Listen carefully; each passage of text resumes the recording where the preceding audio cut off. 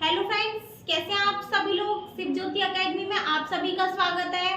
Last video में हमने सल्तनत काल को कंप्लीट किया था, जिसमें लोधी वंश को। आज हम देखेंगे मुगल साम्राज्य के बारे में। तो मुगल साम्राज्य की स्थापना बाबर ने करी थी। अब ये मुगल साम्राज्य के जो भी हमारे शासक हुए हैं, एक बार उनके बारे में देख लेते हैं।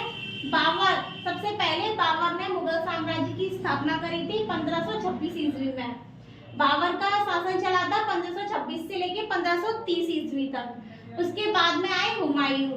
बाबर के ही पुत्र थे हुमायूं। 1530 ईस्वी से 1556 ईस्वी तक हुमायूं का शासनकाल चला था। उसके बाद आए अकबर। अकबर का 1556 से लेके 1605 ईस्वी तक शासनकाल चला। फिर उसके बाद आए जहांगीर, जो कि अकबर के ही पुत्र थे। 1605 ईस्वी से 1627 ईस्वी तक इनका शासन चला था। जहांगीर के बाद आए शाहजहां। शाहजहां जहांगीर के पुत्र थे। 1628 से लेके 1658 तक इनका शासन चला था। उसके बाद आए औरंगजेब। औरंगजेब शाहजहां के पुत्र थे। उनका कार्यकाल चला 1659 से लेके 1707 ईस्वी तक। तो आज हम देखेंगे बाबर के बारे में। बाबर ने मुगल साम्राज्य की स्थापना करी थी। बाबर का जन्म फरवरी 1483 ईस्वी में हुआ था। बाबर के पिता का जो नाम था उमर शेख मिर्जा, जो कि फरगना राज्य के शासक थे। बाबर 8 जून 1494 ईस्वी को फरगना की गद्दी पर बैठा।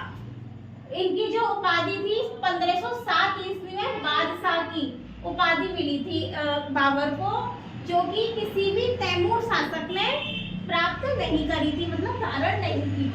बाबर ही एक पहले तैमूर शासक थे जिन्होंने बादशाह की उपाधि धारण करी थी।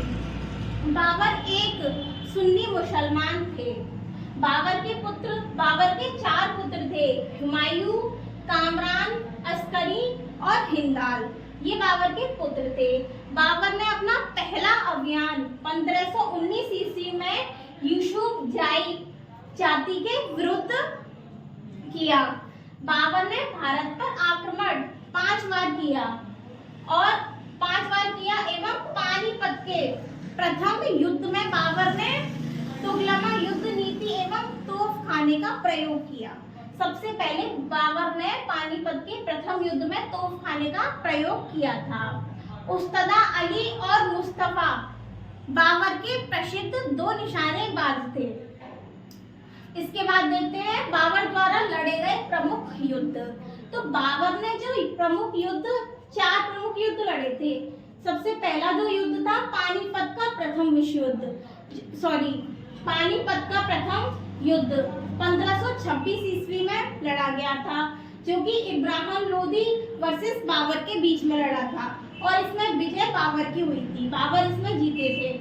और दूसरा युद्ध था खानवा का युद्ध, जो कि 1527 ईस्वी में हुआ था। राणा सांगा वर्सेस बाबर, इसमें भी बाबर की ही जीत हुई। तीसरा युद्ध हुआ चंदेरी का युद्ध, जो कि 1528 ईस्वी में हुआ था। मेदिनी रॉय वर्सेस बाबर के बीच में, इसमें भी बाबर की ही जीत हुई थी। चौथा जो युद्ध हुआ था वो हुआ था घाघरा का युद्ध 1529 ईस्वी में, जो कि अफगानों वर्सेस बाबर के बीच में हुआ था, अफगान और बाबर के बीच में। तो इसमें ये हमारे 4 युद्ध बाबर ने 4 युद्ध लड़े और जिसमें चारों ही युद्ध में बाबर की जीत हुई थी। अब देखते हैं इब्राहिम लोदी मध्यकाल का प्रथम ऐसा शासक था जो कि युद्ध में ही मारा गया था।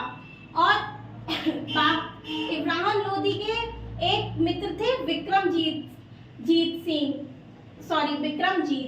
तो कोहिनूर का हीरा ग्वालियर से राजा विक्रमजीत के परिवार से प्राप्त किया था बाबर ने।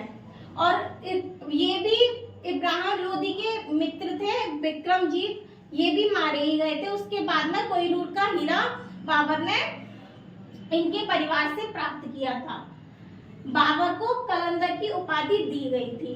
बाबर को कलंदर बोला गया था, मतलब उपाधि दी गई थी कलंदर की, क्योंकि उन्होंने इतने सारे युद्ध किए और सब में इनकी जीत हुई थी। इसके बाद बाबर ने तमगा एक टैक्स है जिसमें मुसलमानों को मुक्त किया था। जो तमगा टैक्स टैक्स है, कर है, ये एक व्यापारिक कर है जो कि बाबर ने इससे मुक्त किया था मुसलमानों को। करीब 48 वर्ष की आयु में 26 दिसंबर 1530 ईस्वी में आगरा में बाबर की मृत्यु हो गई थी और बाबर को आगरा के आराम बाग में दफनाया गया था प्रारंभ में।